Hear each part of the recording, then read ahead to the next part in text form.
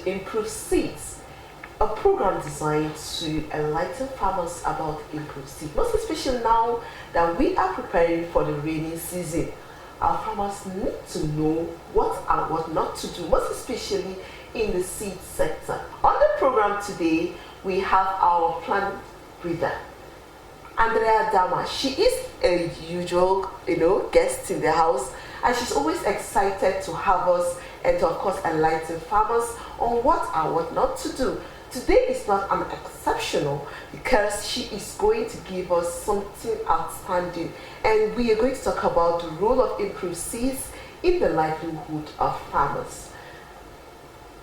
How are you? I'm fine. How are you doing? I'm good. Thank you for having me. It's always our pleasure. Likewise. Thank you. All right. Thank you so much. So we're talking about the role of improved seeds in the livelihood of farmers. How will you say about the overall level of awareness of improved seeds, among the farmers in this country?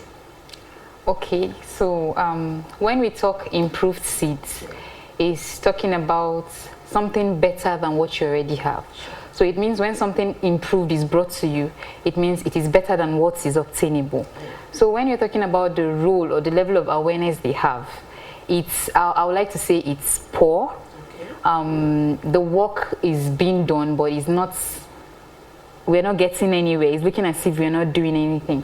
Now, as at 2024, the National Variety Release Council, the statistics we had like 403 varieties of different crops, like of 43 crops released in Nigeria from 1984 up to start. Awareness is kind of poor, although we have a lot of these varieties available, but the level of awareness is kind of poor, and the farmers do not utilize them properly, because even if it gets to them, there are lots of factors that play along in terms of their finances, in terms of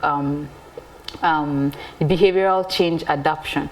So awareness is poor at the moment. Wow. Yeah. So now we'll see that awareness is one of the challenges that we have. So apart from the awareness, what effort has the government put in place to see that farmers are now aware of the whole improved seeds? Okay. I wouldn't want to push it to the government alone. Okay. When you talk improved seeds, yes. There is a limit to what the government can do. Everything is being structured. When the plant breeders improve, yes. the seed companies or the seed council approve what should go out, the seed companies uptake.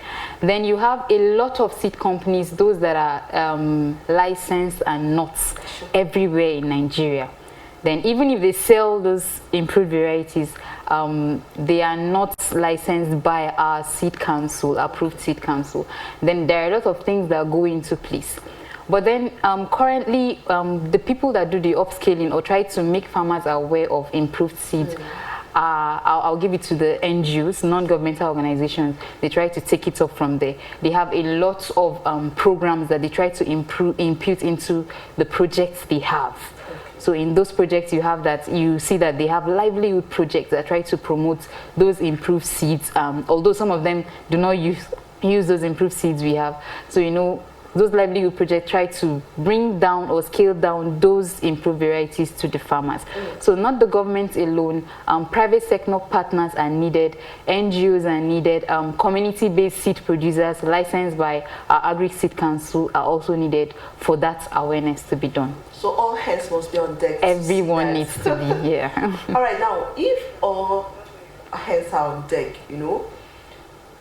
do our farmers have the sufficient, training to make or to use that improved seed?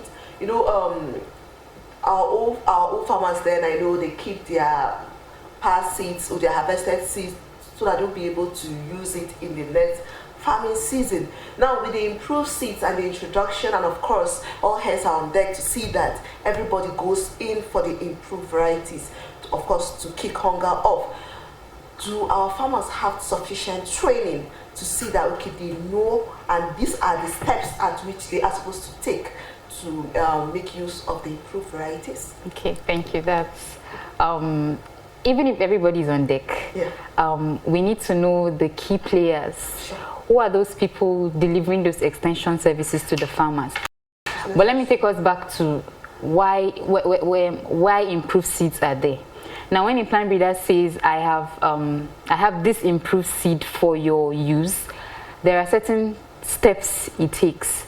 You know, you go through multi-locational trials. But because of climate change now, I might carry out multi-locational trials in places like Niger State, probably places like Plateau State, and then those places might represent northern Nigeria. But when those varieties are released as improved seeds, when you take them up north to Maiduguri, there may be a problem of difference in probably what that seed is improved for. So that is a gap from there. Now, if you have people who build the capacity of these farmers in the NGOs or community-based seed producers that we have, who trains them? What is their level of knowledge? Do they have direct link with those plant breeders that are bred for those seeds? Even in the seeds that are being sold, are they specifically labeled that it is for these agroecological zones? Going back to those seed companies now, do they have that knowledge, apart from just taking it from the plant breeders and selling? Do they have that knowledge that this seed is bred for this particular zone? So these are gaps that we have in the seed sector that needs to be filled. So capacity building for those people, or the extension agents, the community-based seed producers of the NGOs, the seed companies also need to be made aware. So those gaps are there, and when they are being covered, they go a long way to help the farmers know how to use this improved seed, what they are meant for. For example, if a seed is said to be improved, I bring a seed, and probably that seed of cowpea is meant for pest and disease resistance. There might be a problem of low yield in probably say Borno State now, and then I want to promote it to them because that is improved seeds. But at the end of the day, it might not meet their requirement. Although, even if it's bred for pest and disease, it might be maybe probably 2 tons per hectare as against 3 tons per hectare that those farmers get. But at the end of the day, that is not what it is bred for. So that knowledge, you can see that there is a gap there. That knowledge is not there for the farmers. So if from the uptaking, they are being told, okay, this is for pest and disease resistant, even though it's an improved seed, it has its own specific purpose. This is the way you plant it, this is the way this is how long it stays on the field, and that. If those gaps are filled, capacity building for our extension agents, for even the seed companies. So this needs to be done.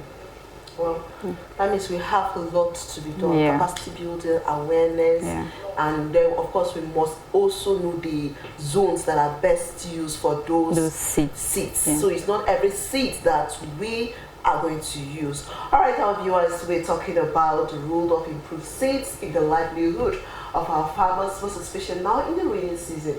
Here, our guest, Ms. Dama, is highlighting the fact that we must know the right seed. That is, we must know the zone, the best zone for every improved seed.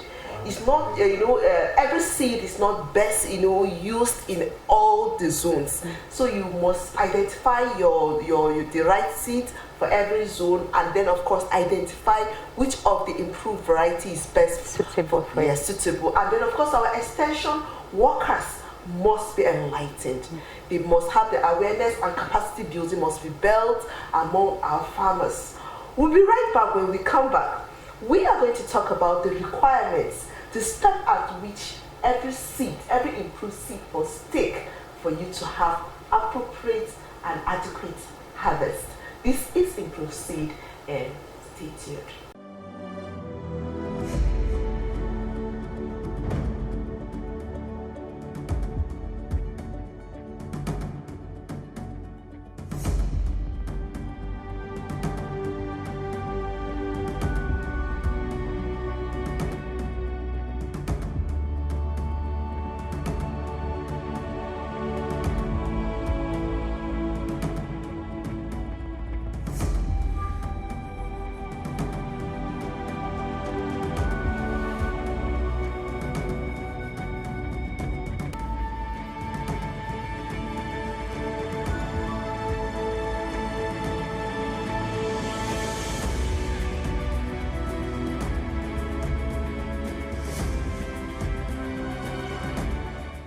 If you're just joining us, this is Improved Seed on Nigeria's first agricultural television in the capital city of Abuja, Nigeria.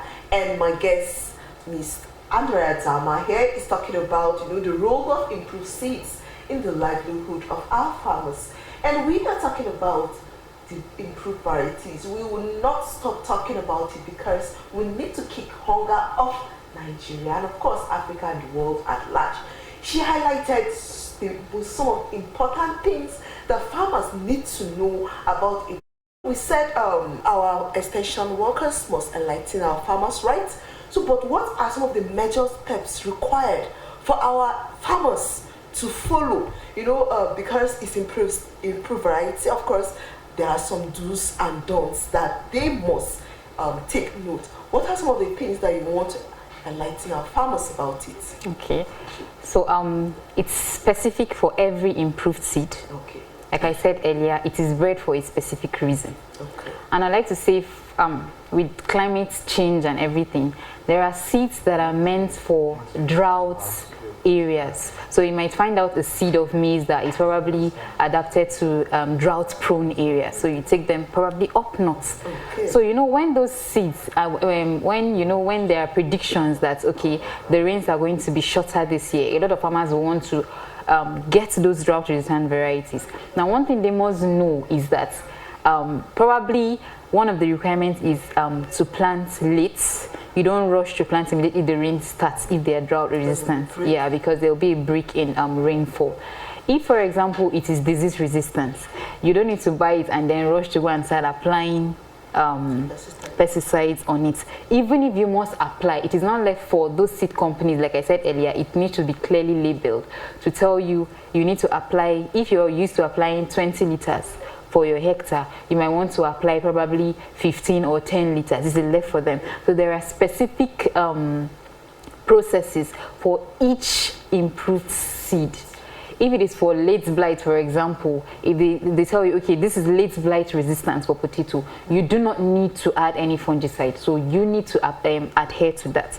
So sometimes you because of fear or adaptation change, you want to say, okay, no, let me try it so that I don't fall back into zero, because it has to do with a lot of their income and all that. So the fear is there. So one thing is, once they're enlightened and this is for this specific reason, it should be followed to the latter. Every seed is bred for something. If it is for nutrition purposes, and this seed is bred for probably to improve your zinc and iron, the zinc and iron in your body, or the micronutrients, you don't need to try to plant it the same way you plant drought-resistant varieties. It will not work. It is not a drought-resistant variety. It is for nutrition. So it needs to be planted the same way your normal seeds or even your grains are planted. It will follow the normal procedure because it was for a different reason. So each of those seeds have their various procedures. We cannot really go into that because it is for each crop for each specific reason. So once they are giving seeds, farmers are giving those improved seeds and are told how to go about them. This is for drought, this is for flood prone areas, and think, yeah, they must adhere to it. The most important thing is that you must follow the guidelines. Exactly. To get adequate. Yes. Don't just rush and say, okay, they said this seed is new, it's improved, it's good for our area, and I rush to get it. No. Find out what is the name. If the name is some is 15 or some is 20, sure, what is it used for? What is the specific, what is that distinct quality it has that makes it different from other improved seeds? That will guide you as a farmer. All right. So now, we are talking about this.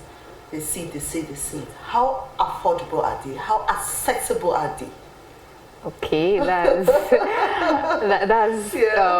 quite tough because I feel like there is a gap in our breeding. Our breeding is not demand-led.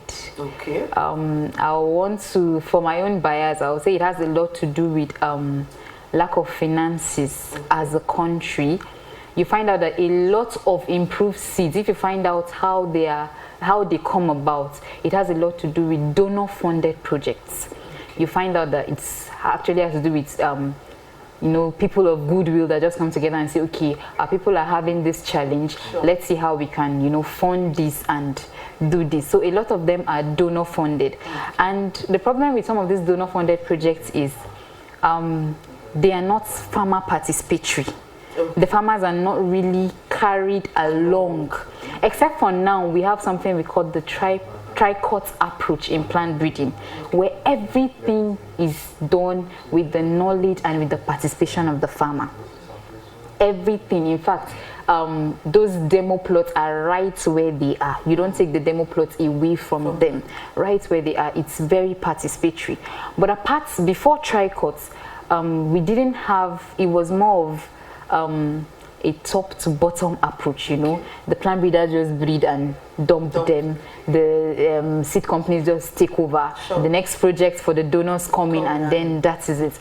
There was a recent study by the International Food Policy Research Institute. A lot of agri-economists came together, and then one thing they found out was we said we have a lot of varieties. I said earlier that we have 403 as of 2024. We said we have a lot of them, and then we went to Kaduna, for example, and then this research institute said there were a lot of cowpea varieties. But then when we got to the farmers to ask them questions about their awareness and the accessibility of these varieties, they didn't even know some of these varieties. So you notice that there is a gap. Sure. Even if we say, okay, there are seed companies available, the farmers cannot access them. Now, it could be because of various reasons. We talked about lack of awareness, you know, when you don't have people that bring it to them. But they might be aware, and then their income is not able to meet. Some farmers will tell you, for me to spend this amount of money, I cannot risk it to get something that is just probably 5 gram difference with what I already have. So there is that already. Then they don't even know it exists. So the accessibility is quite poor according to studies we have. This is not something the farmers are saying. This is something our studies as researchers have told us, that the accessibility of these varieties is quite poor. We have a lot of them. Some of them might even become extinct. The plant breeders breed, move to the next one, breed, move to the next one. But then the farmers do not get access to them. So it's a huge gap. Accessibility is very, very low at the moment. Well, that's quite unfortunate. It is, yeah. Especially for staple crops like cowpea, for example. Sure. How can cowpea varieties not be accessible to farmers? It's poor. If I might stretch you, why? Why? So why should we spend a lot of money, you know, investing, studying, making all the trials, and then we don't get it to the farmers? Yeah, it is still that gap of the bringing it to the farmers, those actors on that value chain. So where are our extension?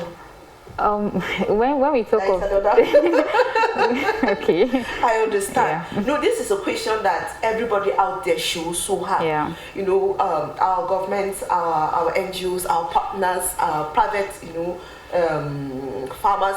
You know, this is a question that everybody should also, you know, carry along. If we have all these, you know, improved varieties, where are they? Why can't we make it accessible for our farmers? Yeah. And we keep on complaining. Of course, you know, and when you go home there, they still believe in their, I beg, I don't want your trouble, let us make use of what we have. I know that goes to, what are the benefits that our farmers get? Because I know some you can't plant them immediately after you use them. So imagine you struggle, you get the finance, you get the seeds, but you're not able to make use of it next day. That means you have to go out to look for another improved seed. So what are the benefits that our farmers stand to gain if they actually get access to this improved seeds? Yeah, farming is risky. Farming is a very risky business. Yeah. And that's why we talked about people at home not wanting to adapt to improvements when it comes. Now, but before I answer that, let me just chip in a little bit about extension. Okay. You know, a lot of, we said we have, is it 1 to 10, one extension agent to 10 farmers or something. Yes, right. But we have extension companies that are coming up now, although it is e-extension, but it comes with a cost. I think we have more extension agents now, but it comes with a cost. And again, the Seed Council, we talked about community-based seed production. It is people in our communities, in our rural communities, that are being trained about livelihood agriculture. And then after a while, the training does not continue. But those people have been, the capacity has been built to continue. You live in the community, it is your work. Now, I think to an extent, they have been given foundation seeds to start with. Then you multiply those seeds, and you as a community-based seed producer, you sell to the people in your locality. You try to convince them in your own language, in the language they understand, that this is good based on the training you've obtained. So community-based seed production is also helpful in terms of awareness and accessibility, but it is still low because those seed producers in the communities are not, you find that just 1, 2, 3 in a community. So we need to also up our game in that. Then talking about the benefits of improved seeds to farmers, I will say, like I said, I think I achieved something earlier. When a technology or something new comes in, we do not rush to go into give me, let me try it. You need to look at your livelihood, your income. How resilient can this be? How sustainable can it be for you? Now, for seeds that are being planted for a year and you cannot probably recycle them, personally, I would say it is not for rural farmers. It is for farmers who have well established themselves, that their livelihoods are so strong, their incomes are okay. You can now go into that. But for farmers like parents and grandparents who are in the village, it is not something you rush into. When you hear something is you don't recycle in 1 year, go for the one that is 3 years, go for the one that is 5 years. And that's why we talked about bringing out all those requirements for the farmers. So you should just go for those ones that are sustainable for you. Go for those ones that can, even if you spend money you will not feel it in them. Your resilience is improved to a large extent. So as much as it is risky, it is worth going for. Once you see the results, you want to, but do not rush to know the requirements of that seed before adopting it. Yeah, I will believe with you because from the experience of Recourse project, one of the projects that have been funded, we've seen how farmers beneficiaries are really happy with their outcome, and they are out there advocating for that, and it's a plus to the. They become the extension agents themselves. Now, because the training has gone out from the first group to the lead farmers, back to the farmers, and if you see now, it has really covered a lot of farmers, and from what they've harvested, from what they've seen, from the testimonies people have given from the output of their rice. I tell you, it is a plus. So I'm sure we're getting there. If few people can put into that, I'm sure it will really go a long way. So farmers can take the risks. They can. Right? Yes. All right, so now at least we have a little satisfaction from what you've said, and let them go for what they believe more. So what last words do you have for our farmers, who are there still, skeptical about should we go into it, should we not go into it, even after seeing and believing, but still, the doubt factor is there. Yeah, so it's normal for human beings. Behavioral change takes a lot. Sure. But like we just said, once you see your neighbor, when you have somebody in your community that promotes it, it is worth taking. And then to people who bring this thing downstream to them, NGOs, the donors, I would like to say that for every promotion, every project we have, we should try to include agri and livelihood projects with financial inclusion systems, especially for women farmers. This is to improve their livelihoods. You don't expect people to adapt to improve seeds, and after a while the project ends and there is nothing for them to fall back to. There should be high promotion or inclusion of financial systems in livelihood projects. I know there are people who do a lot of things about village savings and loans, VSLE, there is silk that goes on, but we should try to make them sustainable, so much so that when those projects end, these are people in the community that have a particular methodology of saving that should go into their livelihoods, into farming practices. So it is worth the risks because you see your neighbors, people in your community doing it, and then those donor-funded projects will try to include financial inclusion systems in their projects, especially for our women farmers. All right. It has been an interesting one. It's always, having you here.